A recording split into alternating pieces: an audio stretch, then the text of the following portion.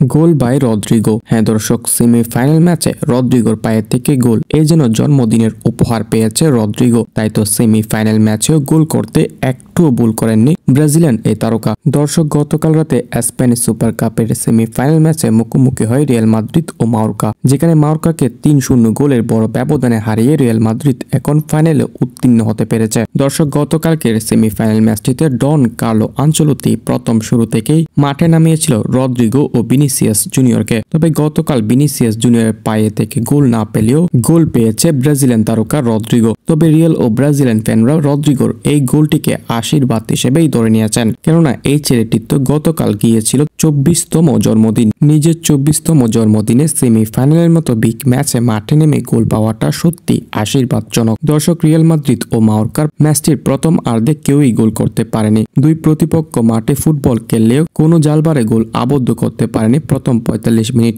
এবং ০-০ গোলের ব্যবধানে মায়োর্কা ও রিয়াল মাদ্রিদ প্রথমার্ধ শেষ করে। তবে দ্বিতীয় আর্ধে মাঠে নেমে ভয়ঙ্কর রূপ ধারণ করে রিয়াল মাদ্রিদ। এই যেন পুরনো ছন্দে ফিরে এসেছে মাদ্রিদ বাহিনীরা। তাই তো একের পর এক গোল দিয়ে আবারও নিজেদের পরিচয় ছাপিয়ে দেয় পুরো স্টেডিয়াম জুড়ে। ম্যাচের ৬৩ মিনিটে জুড বেলিংহাম প্রথম গোলটি করে রিয়াল মাদ্রিদকে লিড এনে দেয় এবং ১-০ গোলের ব্যবধানে ম্যাচটি চলতে থাকে। তবে এক্সট্রা সময়ে আরো দুটি গোল হজম করে বসে থাকে মায়োর্কা, যেখানে ম্যাচের ৯২তম মিনিটে এমবাপ্পের পায়ে থেকে পাসকে আটকাতে গিয়ে মায়োর্কার ডিফেন্ডাররাই গোল দিয়ে বসে থাকে, এবং সর্বশেষ ম্যাচের ৯৫তম মিনিটে ব্রাজিলিয়ান তারকা রদ্রিগোর পায়ে থেকে আসে আরো একটি গোল। এই নিয়ে ৩ গোলের বড় ব্যবধানে জয় পায় মাদ্রিদ বাহিনীরা। ফলে বর্তমানে স্প্যানিশ সুপার কাপের ফাইনাল ম্যাচে উঠতে পেরেছে রিয়াল মাদ্রিদ। অন্যদিকে তাদের ফাইনালের প্রতিপক্ষ হবে এফসি বার্সেলোনা। অর্থাৎ ফুটবল বিশ্ব আরো একটি এল ক্লাসিকো ম্যাচ দেখতে যাচ্ছে স্প্যানিশ সুপার কাপ ফাইনাল ম্যাচে।